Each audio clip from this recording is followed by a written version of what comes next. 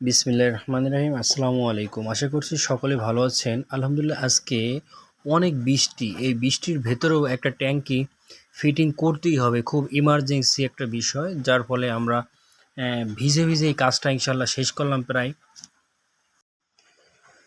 আজকে যে ট্যাঙ্কিটি ফিটিং করলাম এটা হচ্ছে 500 লিটারের একটি ট্যাঙ্কি।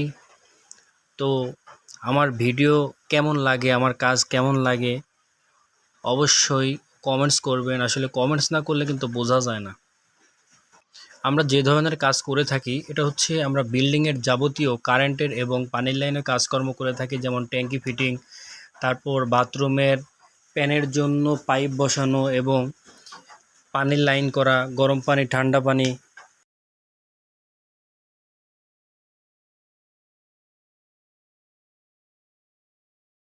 আমাদের কাজ যদি ভালো লাগে অবশ্যই আমাদের সাথে যোগাযোগ করবেন, আমাদের সাথে কাজ করে দেখবেন কেমন লাগে। আশা করি ভালো লাগবে।